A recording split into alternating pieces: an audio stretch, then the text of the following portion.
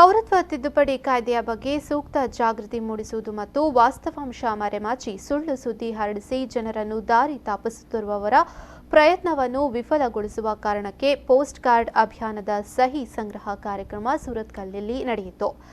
ಕಾರ್ಯಕ್ರಮದಲ್ಲಿ ಭಾಗವಹಿಸಿ ಮಾತನಾಡಿದ ಗೃಹ ಸಚಿವ ಬಸವರಾಜ ಬೊಮ್ಮಾಯಿ, ಅಲ್ಪಸಂಖ್ಯಾತರಿಗೆ ಹೆದರಿಕೆ ಹುಟ್ಟಿಸಿ ತಪ್ಪು ಮಾಹಿತಿ ನೀಡುವ ಕೆಲಸ ಕಾಂಗ್ರೆಸ್ ಮಾಡುತ್ತಿದೆ.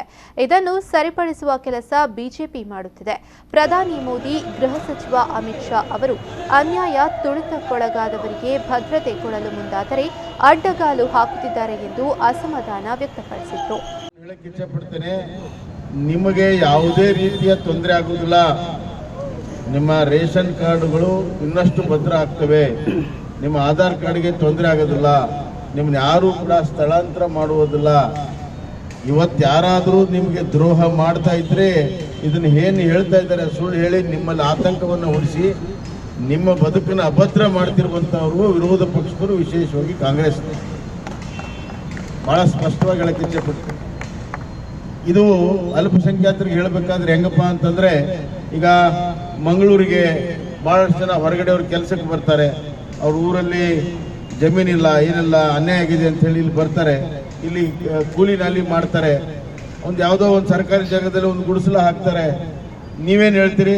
ಇಲ್ಲ, ಪಾಪ ಬಡವರಿದ್ದಾರೆ, ಅವ್ರಿಗೆ ನೀರು ಕೊಡಿ, ಎಲೆಕ್ಟ್ರಿಸಿಟಿ ಕೊಡಿ. ಅದಾದ ಮೇಲೆ ಅವ್ರೇನು ಹೇಳ್ತಾರೆ? ನಮಗೊಂದು ಹಕ್ಕುಪತ್ರ ಕೊಡಿ, ನಮ್ಮ ಜಮೀನಿಗೆ ಹಕ್ಕುಪತ್ರ ಕೊಡಿ ಅಂತ.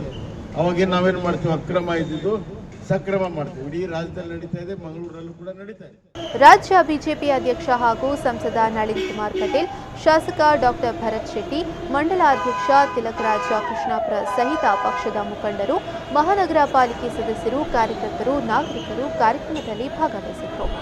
ದಕ್ಷಿಣ ಕನ್ನಡ ಜಿಲ್ಲೆಯ ಜನತೆ ಈ ವಿಚಾರದಲ್ಲಿ ನಿಮ್ಮ ಜೊತೆ ಇದ್ದೇವೆ ಅನ್ನುವಂಥದ್ದನ್ನು ತೋರಿಸುವ ಕೆಲಸ ಇವತ್ತು ಮಂಗಳೂರು ಉತ್ತರ ಕ್ಷೇತ್ರದ ಸುರತ್ಕಲ್ನ ಬಸ್ ನಿಲ್ದಾಣದ ಮಾರ್ಕೆಟ್ನ ಬಳಿ ನಾವು ಪ್ರಾರಂಭ ಮಾಡಿದ್ದೇವೆ.